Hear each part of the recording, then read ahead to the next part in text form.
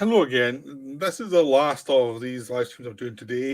I'm going to look at the Justice League animated series, which is a bit different from the Italian genre films. But I've already done the Batman animated series and the Superman animated series, so now I'm going to the Justice League one. I mean, there's still other ones to go, like Young Justice, and there's Batman Beyond. But I'm just doing them slowly but surely as I go along, because there are lots of episodes, so there's only so many you can watch at some point, and you're like, okay, I need a break from this. So, the Justice League was an outgrowth of the Superman and Batman series. Now, after Batman, they brought in Superman, then they did more lyrics of Batman, and then they did Batman Beyond, which was Batman 30 or 40 years in the future with an older Bruce Wayne teaching a new Batman. After all of those shows had come and gone, and they were all critically accomplished, everyone loved them. Superman was less of a hit than the Batman series. The Batman series was the first one, the original, the really new thing. It's still the one that's the most revered of all of this line of shows. I mean, it is probably my favourite still even now because it is the newest, but it doesn't mean anything else is bad either. A lot of this stuff's really good.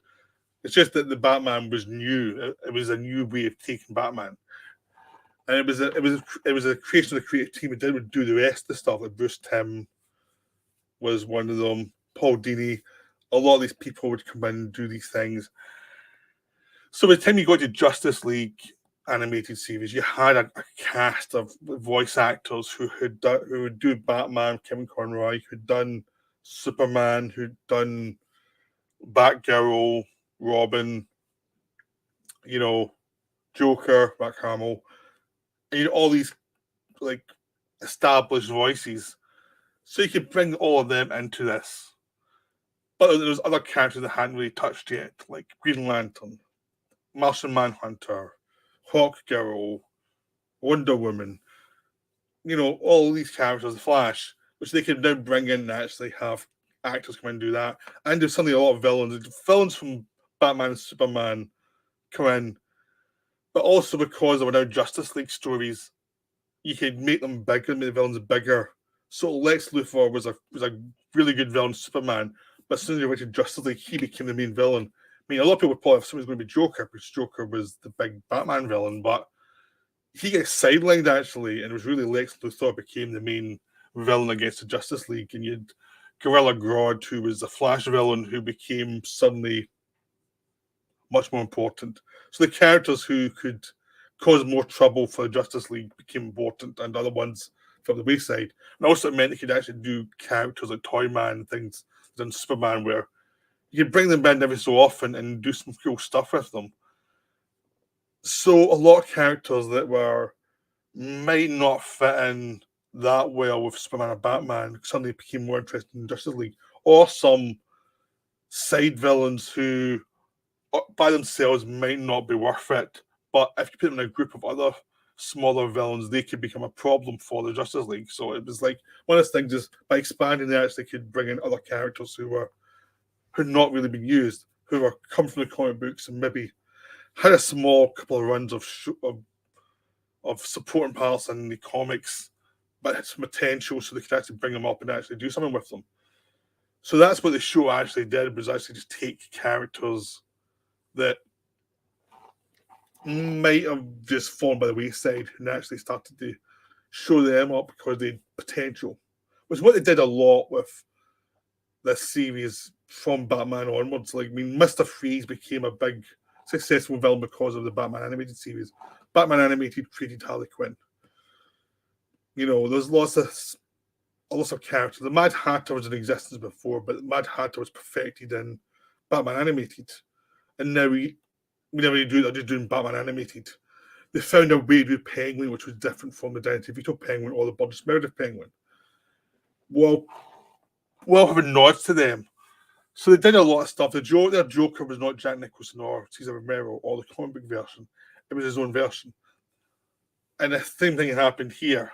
So they could bring in characters slowly have them in the background. Like Supergirl had a whole arc from Superman series all the way through Justice League, to end at the end of Justice League series. And it meant they didn't have to focus on it all the time, but she could come in for certain stories. And by the time you got to the end of the story, there was an arc. Now, Hawk Girl was a character who she existed. But in this one, because she wasn't a famous character, they could bring her in and put her in with the other heroes of the Justice League, and she would be like, why is she in Justice League?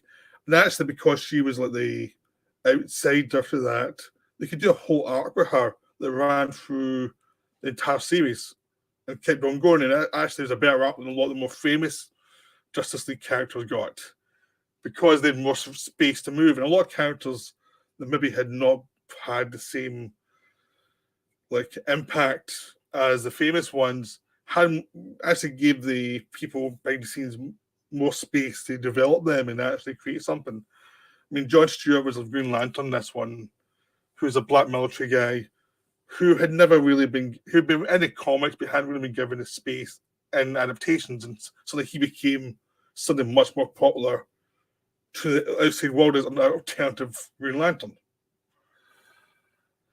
You know, Martian Manhunter was a character I always liked, but was never really used that well. And now suddenly he had a massive story all the way through Justice League and forward to Young Justice.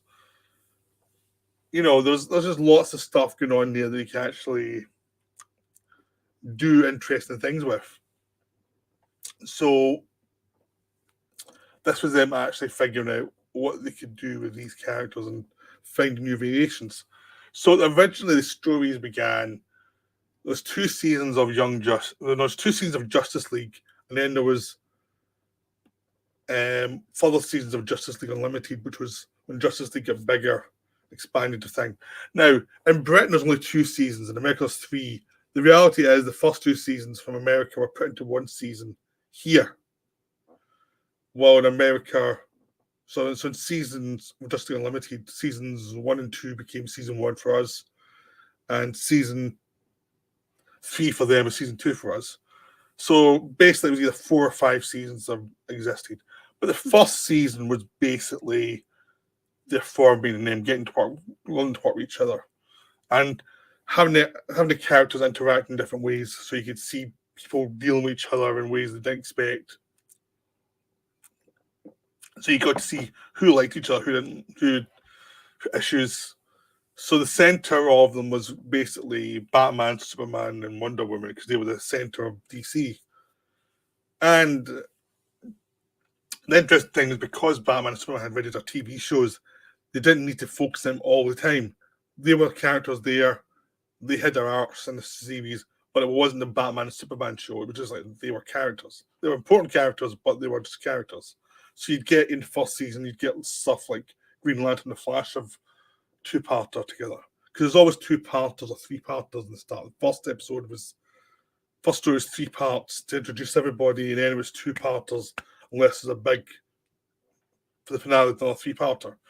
And, you know, the 2-parters, you managed to do a lot of interesting stuff, like alternative realities.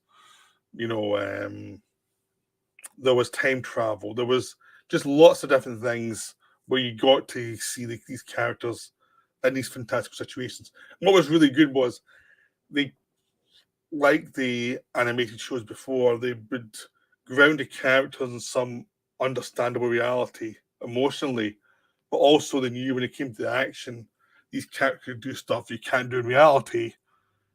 And they found a balance to it where basically they've got powers, but they're still people. You know, they have issues. They can do this amazing thing and then still have to worry about something in their real life, which just worked.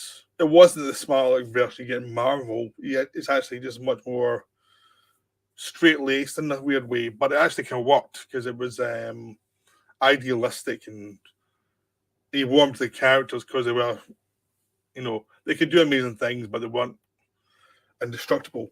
And it made the villains always be difficult to beat because there were always different challenges each story.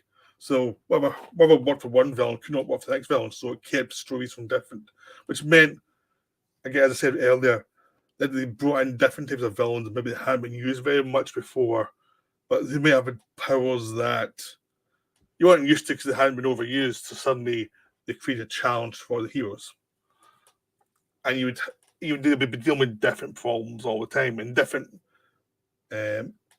combination of characters. They would never always be all Justice League, apart from the start on the final 3-parter. In that first season, you would go from story to story where it would always be like 4 or 5 of them, or 3 or 4 of them, sometimes even 2 of them. And other characters might be supporting parts, but so you always rotate them out. So basically, like the other player characters were going off doing other things during that same period. So it kept them from being overpowered as well. In the second season, they continued that thing, but now the characters kind of knew each other better. And it was just building on from the first season and creating, again, it was the 2-part stories, which were very solid. They had a groove going by the second season, and basically the first 2 seasons feel like one big story. They just feel like one big, epic story about these characters and these individual stories. It just felt like a run of stories with all these characters. I mean, it's hard to actually, apart from having the stop and start of season 1, season 2, on the big finale episode in the start of the second season, they do just feel like one continual thing. It's a season, it's a series that lasted like 50 episodes, and it was like perfect for what it was. You didn't need to do any more.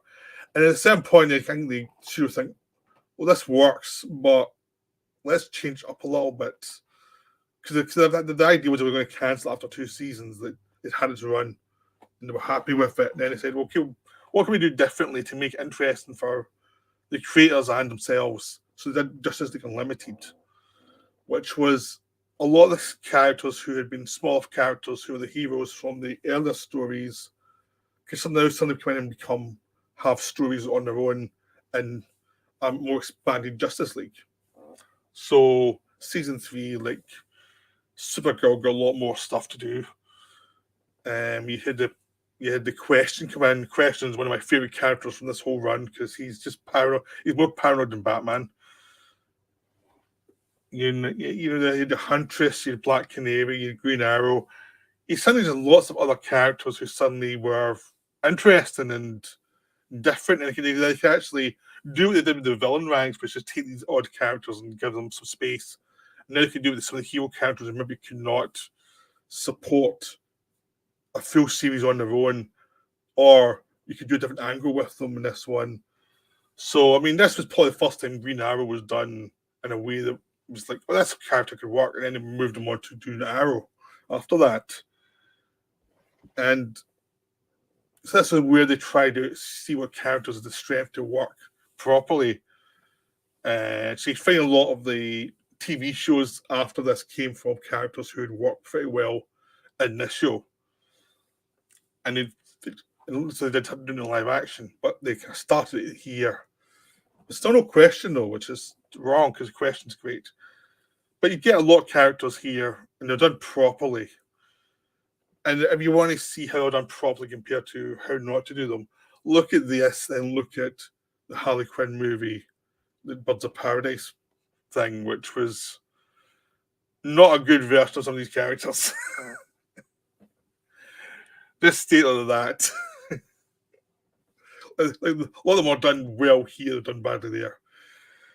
And this has showed you how to do female characters in superhero genre. Is they get beaten up sometimes and they have to keep fighting. And that's why they're heroic rather than girl power or something. But the Justice League just worked, and they kept on changing it around all the time, which one of the big successes this run of series was. I mean, maybe they would like it to have been developed in easier ways because they seem to always stop, start a lot of stuff from the studio point of view. But the fact they keep on changing things meant it was always getting freshened up. So you'd go from Batman to Superman, then we got to Batman, then you Batman Beyond, then you'd have this, then another variation of Justice League and Justice League Unlimited, then Young Justice. So it was always varying it up so that you were getting a continuous sense of storytelling, and you'd always know who the characters were, but you're always changing it up a little bit so you can have longer stories going on, but it would never really get that stale. So you could bring in Apocalypse, which was the character who was in the Justice League movie that was cut out by Joss Whedon for some reason, then brought back for Zack Snyder clip. And you see him as a much more developed character on this thing. And you get a sense of what Apocalypse is a lot better in this thing, and on all its different rivalries. And you get a lot of this stuff explained throughout these stories. You get Brainiac as a continuing threat that could be defeated, but then keeps on coming back. You get Lex Luthor's arc through different aspects of villainy. You get a sense that Superman can sometimes be a bit of a dick, which is fun. So that's a real lot of fun. To actually was like, yes, Superman can be annoying sometimes, which is nice. Because if suddenly put him against other superheroes, he's no longer the aspirational figure. He's someone they have to work with. And sometimes he annoys them. You know, and Batman been deadpan about everything because Batman was so serious that they could play him for comedy while not losing who Batman was. They could play the humor a little bit more. You put him against the Flash, you know, who's just one liner after another. Suddenly you get different aspects of the characters. Again, they understood the characters, understood what they were, what they were about. So it just worked. It was always working really nicely. So, I mean, continuity-wise, the Young Justice is from a different universe than Justice League because they retcon certain things to change it for Young Justice to happen. But with all these things with DC, is like some things changed, but a lot of the characters that already worked before or moved into the other universe as they were. This a very similar design. So it was like, we're changing certain things to make a series work, but we're keeping a lot of the same things too. So it's pretty much the same anyway. But I mean, but Justice League animated series was just terrific. It was very entertaining. You'd happily rewatch them. You know, I watched a lot of them. I knew they existed, but I really got introduced to them because I was babysitting my nephew a lot and showed him them a lot. So when he's young, and now this is me as he's a bit older, I'm now rewatching myself and think these are still really good. So see, the benefits of babysitting can sometimes be you get introduced to stuff you might not have watched on your own. And this is the DC. I mean, Marvel had a run live action, but when it comes to animated stuff, DC is easily the king. They do it better than anyone else. I'm interested to see what happens now with the James Gunn universe and what's going to happen there. Everything relates, but I mean, they'd already kind of started phasing this stuff out. When New 52 and Zack Snyder stuff come in, so it already started to phase in and phase back in and phased out. So we'll see what happens now. But this stuff is wonderful. You want beautiful art, very nice character design, some actors like Malcolm McDowell turning up, or Roddy McDowell, and a bunch of other actors just come up and having a ball playing these eccentric villains, or you'd have a really good taking Superman or Batman that gets a character and has some fun with it without being sneering. This is perfect. These are just perfect. They're all about 22 minutes each, so they're not very long. So the 2 parts are still 40 minutes. And even the 3 parts are an hour. So it's not really much of your time. And you can zoom through them, you know, and they're better than most of the movies that DC put out or Marvel put out even. You know, I mean, I'd rather watch the Batman animated universe onwards than the Marvel universe at any time because this is just so well done. So I hope you enjoyed this video. That's me for now. This is my rave about how great this is. So if you like animation and superheroes, go watch it. Well, that's me for now. I hope you come and see us on Sunday. We're going to do our live stream, Ronan Nazarene Productions channel, where we're going to have 1 or 2 guests as well, and hopefully it'll be fun. We're first live stream of that, so we'll see what happens there. So that's me for now. Bye.